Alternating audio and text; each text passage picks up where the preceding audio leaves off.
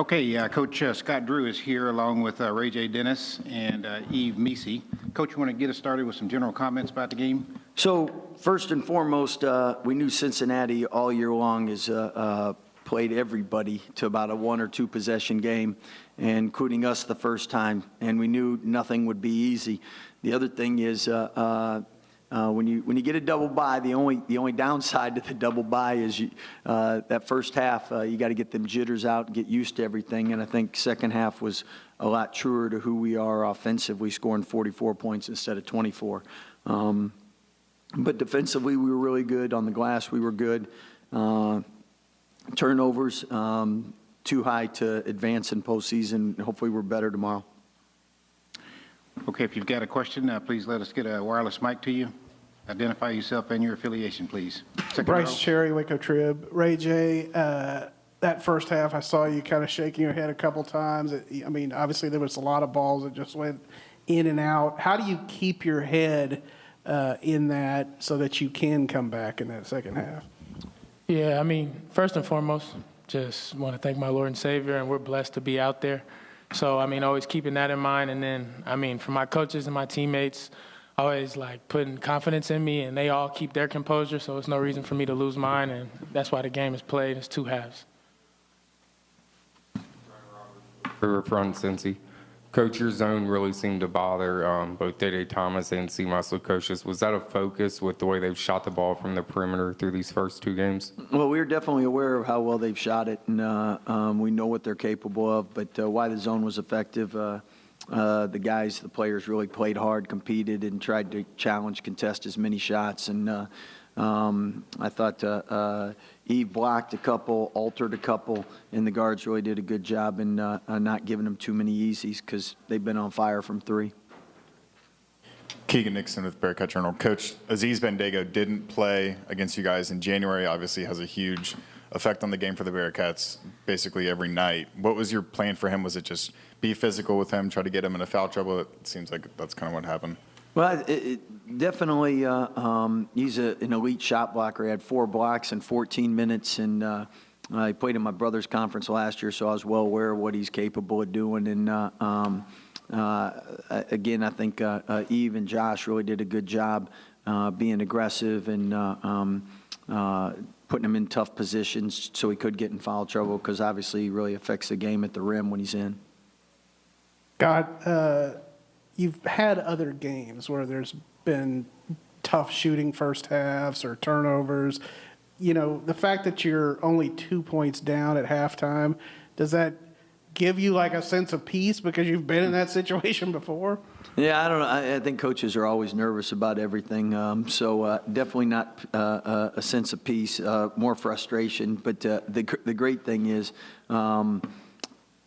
we have players that are really coachable, and they don't make the same mistakes multiple times. And they're at a point in the season they're coaching themselves too, so they tell us what they're doing wrong or what we can do better, and that's a blessing.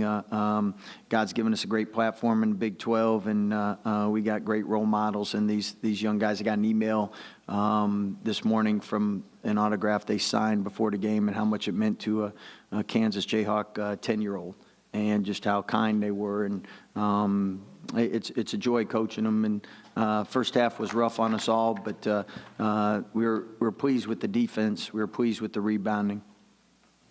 Let's go here on the front row.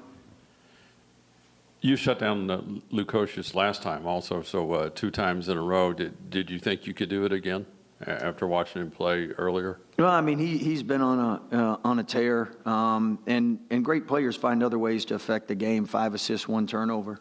So he did a good job getting his teammates buckets. Neil Meyer with the Front Office News. Aziz didn't play in the matchup the first game. Walk us through what this battle was like for you tonight. I mean, he's great. I never played against him. He's a good player, good shot blocker. I was just really excited to play against him. Let's go back here. Coach, between the double bye and the caliber of this team, do you feel that this team is equipped to win that Big 12 tournament title that has eluded you? Yeah, definitely.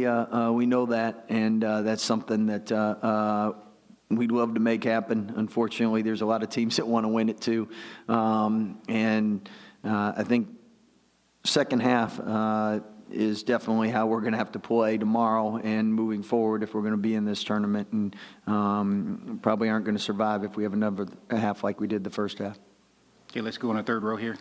Justin Miller, KASI. Coach, congrats on the win. Now, how do you prepare for Iowa State tomorrow night? Well, the first thing is it's late. I don't know about you guys. I'm ready for bed. So we'll watch some film, get to bed, wake up, and the good thing is Iowa State, we played everybody, so at least you got the Cliff Notes version of what you need to do. And defensively, both Cincinnati and Iowa State do have some commonalities. Both of them really aggressive, really physical, do a great job causing turnovers. So hopefully we can learn from today, be better tomorrow for that. Okay, let's go back on the back. Sean Walker from KSL in Salt Lake City. Ray J, there was a moment in that second half where I want to ask you about one of your teammates, but he's a guy that's not here, obviously. But Caleb Lohner really took control of the glass and set you up even for a couple of really nice threes that helped you guys sort of pull ahead. Has he done that for you guys all year? And just what kind of a teammate has he been for you? Yeah, I mean, Caleb has probably been one of the best teammates I've ever played with. I mean, everybody wants to play a ton of minutes every night, and that's not the case always. But he's always really positive, a really good dude. And tonight he played extended minutes and honestly kept us in the game and kept our energy in the first half and was great all night. Caleb's his golfing buddy, if you haven't known. Hey, last two questions here. This one right here first, and then that one. Sure. Eve, your first experience with the postseason, you've had Ray J and JB and guys, tell you what it was like. Did it live up to it? I mean, what was it like out there tonight? I mean, it's really interesting. It's just like a bubble. We're playing 3 games if you win all of them. And you just come here, watch other team plays, and just prepare yourself, stay mentally ready. It's just a good experience. Okay, go ahead, Greg. This is for Ray J. Greg Eklund for AP Broadcast. Just tell me, what feelings have you gone through the last couple of days knowing that games have been played and you guys are waiting while those are being played? Yeah, I mean, you're definitely anxious because you want to play and you're a little jittery. But I mean, also we're blessed to be in the position we are and have that 2-day bye and get to see, and we get to catch Cincinnati after they played 2 games and we're a little fresh. So, I mean, it's kind of both ways.